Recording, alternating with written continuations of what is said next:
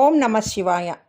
శనివారం 25/10/2025 నాగుల చవితి. నాగుల చవితి విశిష్టతని ఈరోజు చెప్పుకుందాం. ఈ రోజున సూర్యోదయానికి ముందుగా ఆకాశంలో తూర్పు దిక్కులో ఆదిశేషుని నక్షత్ర రూప దర్శనం ఇస్తుంది. వారి వంశాచారాన్ని అనుసరించి నాగేంద్రుని ఉద్దేశించి పుట్టలో పాలు పోసి చలిమిడి, వడపప్పు, నువ్వులతో చేసిన తీపి పదార్థాలు మొదలైనవి నైవేద్యంగా సమర్పిస్తారు. దీనివల్ల ప్రీతుడైన నాగేంద్రుడు ఆ కుటుంబాలకు అనారోగ్యాలు, అరిష్టాలు కలగకుండా రక్షిస్తాడు. నాగుల చవితి నాడు రైతులు మొదలైన వారు పనిముట్లను ఉపయోగించరాదు. ఇళ్లల్లో కూడా కూరగాయన్ని కోసేందుకు సైతం కత్తిపీటల వంటివి ఉపయోగించకూడదు. మంగళవారం చవితి కలిగినచో మహా అలభ్య యోగంగా చెప్పబడుతోంది. ఈ రోజున చేసిన ఏ పుణ్యకార్యమైనా అక్షయ ఫలితాలను కలుగచేస్తుంది.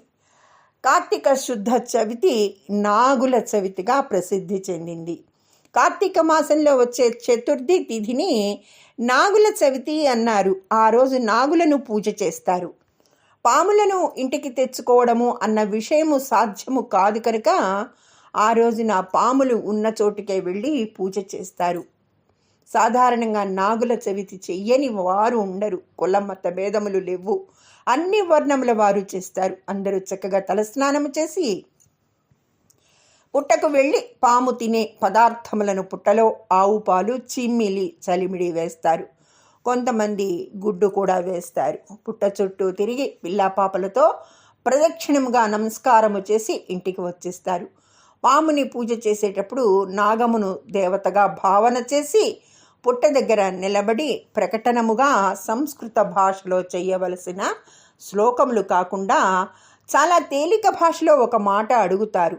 నాగుల చవితి విశేషము, దానికి సాంస్కృతిక పూజా విధానము ఉండదు. పుట్టలో పాలు పోసేసి నిలబడి, నన్నేలు నాగన్న నా కులము నేలు, నా ఇంటి నేలు, నన్ను కన్న వారి నేలు, నా ఆప్తుల నేలు, పడగ తొక్కితే పగవాడనుకోకు, నడుము తొక్కితే నావాడనుకో, తోక తొక్కితే తొలగి వెళ్ళిపో, ఈ నూకలని పుచ్చుకో, పిల్ల మోకలను ఇయ్యి అని మాట అడుగుతారు.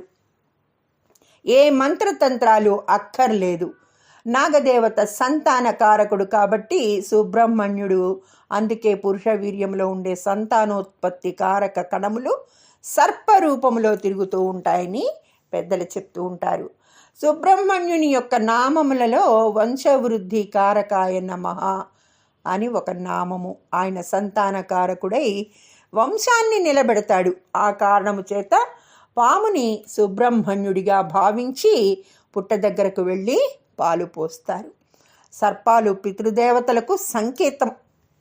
వారి అనుగ్రహం ఉంటే ఏ ఇబ్బందులు కలుగవు, జీవితంలో ఉన్నతి కలుగుతుంది. నాగుల చవితి సందర్భంగా అపురూపమైన సర్పగాయత్రి ఓం మహాసర్పాయ విద్మహే బహురక్షాయ ధీమహి తన్నో పితృ ప్రచోదయాత్. అలాగే నిత్యం పఠించవలసిన సర్పశ్లోకం కూడా ఉంది మనకి. అనంతం వాసుకిం శేషం పద్మనాభంచ కంబళం శంఖపాలం ధృతరాష్ట్రం తక్షకం కాళీయం తథా ఏతాని నవనామాని నాగానంచ మహాత్మనాం సాయంకాలే పఠే నిత్యం ప్రాతకాలే విశేషతః తస్య విషభయం నాస్తి సర్వత్రా విజయీ భవేత్. ఈ శ్లోకాన్ని నిత్యం సాయంకాలంలో పఠించదగిన శ్లోకం. ప్రాతకాలంలో పఠించడం విశేషం. ఈ శ్లోకాన్ని నిత్యం పఠించే వారికి విషభయం ఉండదు, అన్నింటా విజయమే లభిస్తుంది. అందుకని నాగుల చవితి శుభాకాంక్షలతో సర్వే జనా సుఖినో భవంతు. ధన్యవాదములు. ఓం నమ శివాయ.